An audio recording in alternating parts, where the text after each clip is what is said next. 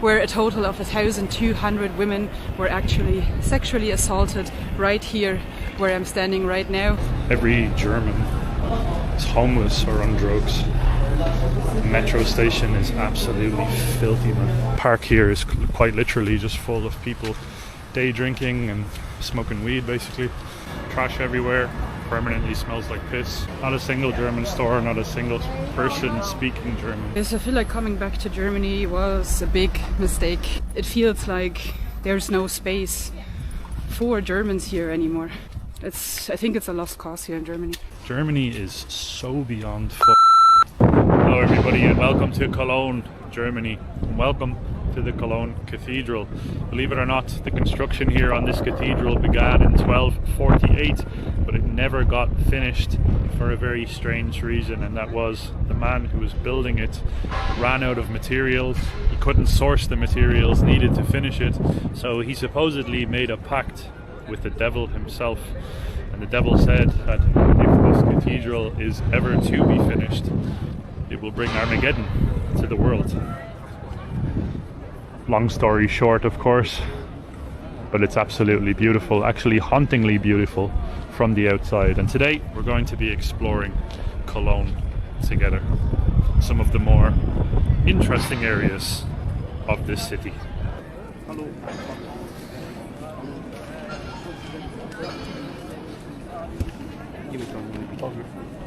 Can you imagine nowadays this type of architecture being the norm in Europe?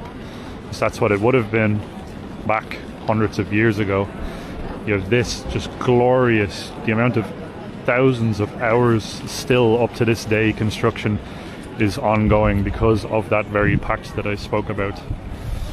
Nowadays we've got square, grey, boring, ugly buildings like this, for example, or over here actually is a better example, this sort of black block square building.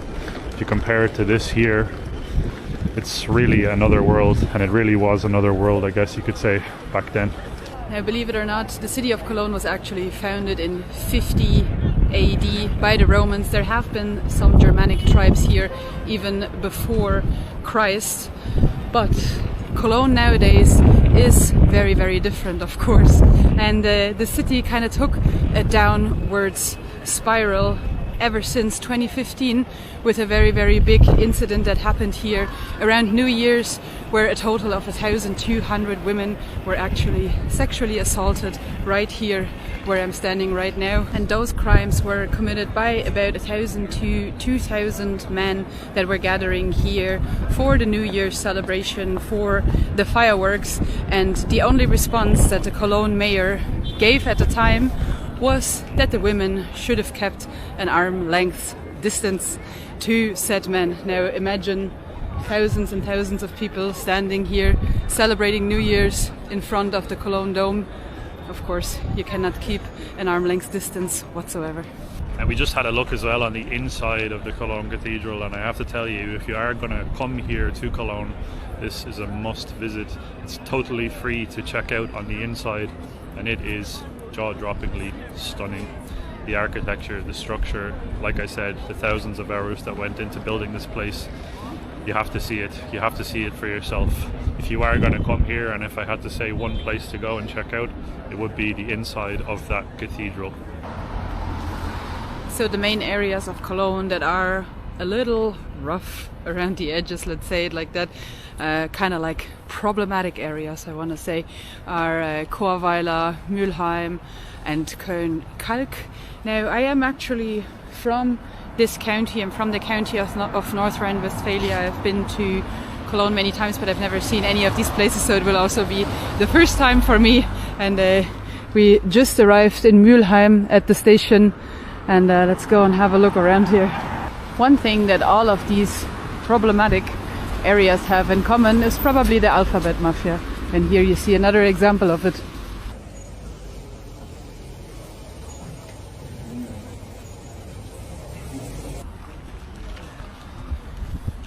This place really feels like it's just been forgotten about. This particular part of Cologne used to be an industrial powerhouse. making things like mass producing things like cables, for example. One cable factory actually housed 6,000 workers at one point, but since that industry has sort of started to dissipate and disappear, and a lot of large companies have just literally up and left this part of Germany, and Germany in general, it's sort of descended and declined in a big way. The park here is quite literally just full of people day drinking and smoking weed, basically. All of the buildings are defaced with graffiti. There's trash quite literally everywhere.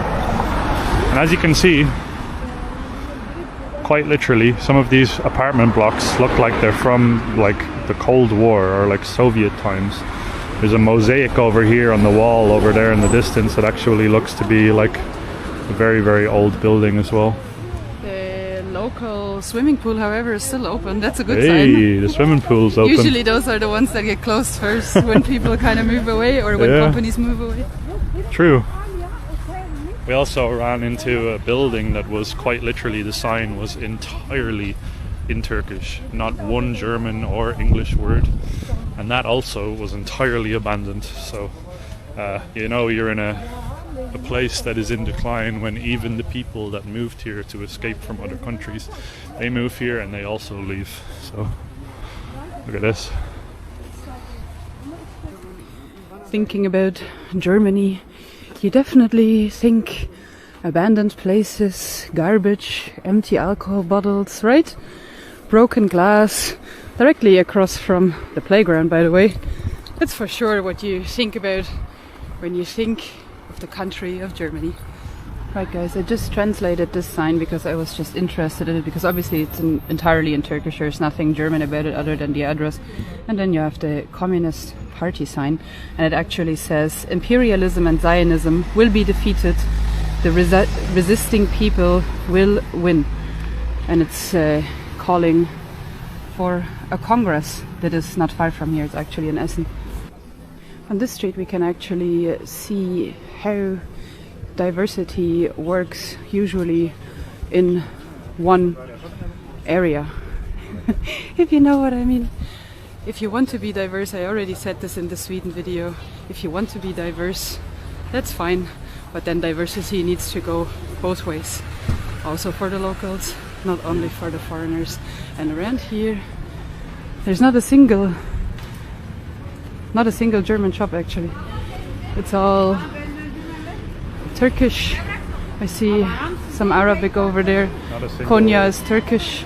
Not a single German store, not a single person speaking German. Yeah, the people here outside, they're all speaking Turkish. If you would actually drop me here without giving me any context other than that there are signs of prices in euro, I would probably think that we would be somewhere in the country of Turkey, where we have been many times. We don't have an issue with Turkey, we just have an issue when the entire area is changed to not look like the country that we're actually in anymore. It's all, I don't know, a lot of these signs are not even readable for Germans. Now, if you used to work in the power plant that Luke was just talking about not that long ago, and you're just kind of here as a German, for example, and you're just kind of blue-collar German, and this is kind of what the city looks like in 2025, of course you would have an issue to even find your way around. Can you imagine, like, I don't know, people in their 80s, people in their 70s that are just blue-collar Germans coming here and trying to find their way around, trying to do their shopping, whatever, day-to-day life. It's just basically entirely impossible for the people here. Unless you want halal meat, of course, then it's very possible. Genuinely blown away. This is like quite literally a 180-degree flip from the center of Cologne. This is entirely non-German, and we're still in Cologne. We didn't leave Cologne. This street here resembles exactly the streets of Istanbul. Same shops, the same types of signs, everything like that. It's mad to see. I don't know, you guys, I feel like coming back to Germany was a big mistake. It's great, of course, to come back and see see my family, especially now that we are in the county where I'm actually from. But it's just, it makes me sad, it makes me angry. I don't know. It's just, it feels like there's no space for Germans here anymore. I mean, just turn it around. Can you imagine me going to another country, occupying entire areas? Of course, step by step, this is a very, very slow transition, but still, occupying entire areas and making it all German and asking for the entire quarter to be German. So tomorrow I'm gonna go to Ankara, for example, and an entire area from that point onwards will be nothing but Germans.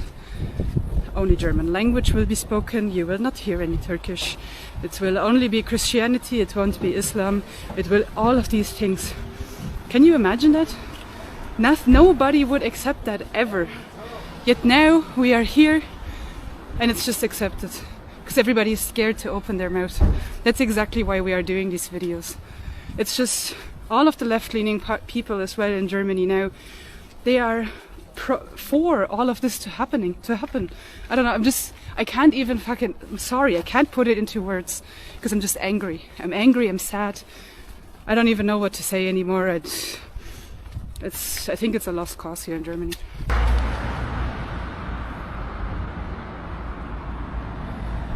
So this area here is actually a producer of the Panzer tanks for the German military. Tanks that would be used obviously for war. So as of late October 2025, they're actually hiring here in this area to produce defense systems, tanks and so on. Rheinmetall is a very old company in Germany. They have been around forever, probably longer than we would like, but they are now hiring here in the area to expand defense system production here basically. So it will be a large employer, I assume, which this area really needs because it's a kind of lower area, I suppose, with very little employers. And the people in this area actually want to demonstrate, want to protest against. Want to protest against the one thing that is bringing some level of industry into this area. I'm not pro-war. I'm actually one of the most anti-war, and we are the most anti-war people that you could possibly speak to. So we're definitely not for the production of this stuff, but yeah, it's crazy. We've seen so many like pro-communist and pro-communist, pro-socialist, pro-everything that is against anything to do with industry or capitalism here. Those are the main sort of things, and that is a very common thing in these types of areas where you see such a vast decline. And communism and socialism is also a thing that's very popular with, I guess you could say, lesser educated areas as well. This is proper rough, like it's one of the rougher areas that I've ever actually been to. And I come from a pretty terrible area in Ireland myself. That's the first. It's actually a communist women initiative. I've never seen that before. My sisters are protecting me because the state doesn't protect me. Germany, with its massive social net, is apparently doesn't care for the people of Germany, and it doesn't protect the people of Germany. Look at this building, big, beautiful, yellow, gorgeous, old building, completely destroyed with crappy graffiti. This whole area, it's very just completely just piles of garbage. It feels completely forgotten about. It almost feels like a ghost town, apart from that one street that we walked down that was just entirely bustling with Kurdish and Turkish kebab stores and Turkish jewelers. It's a very, very interesting place. A place and a side of Cologne where I guess very, very few visitors will ever visit. And the old industrial areas here, like this one here, for example, probably used to be some sort of an employer and an industrial area. Yeah. It's now used as a parking space for new cars. Nobody's working here. Why not? Crazy. So many buildings as well that have been completely abandoned. The windows just smashed in and then the building just left to rot.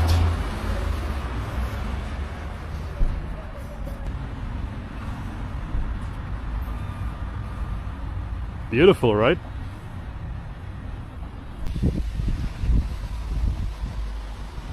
Dissidents from all over the world, we love you.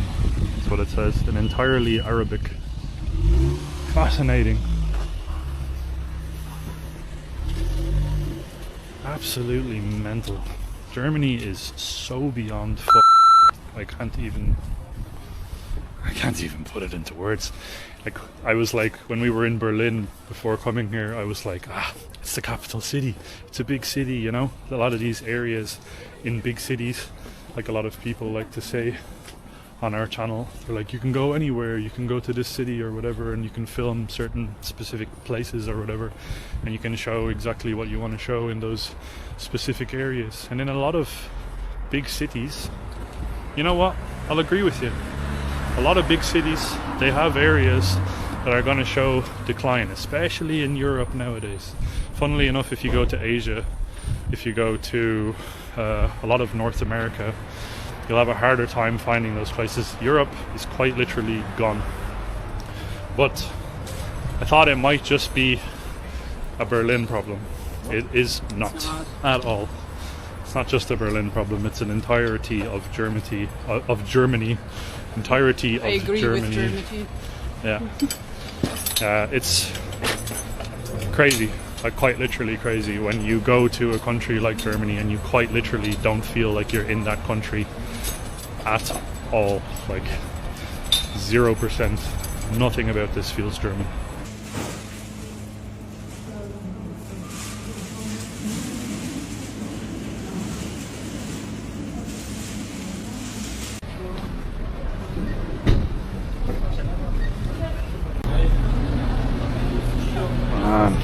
This place is just soul crushing. Every German is homeless or on drugs. The metro station is absolutely filthy, man.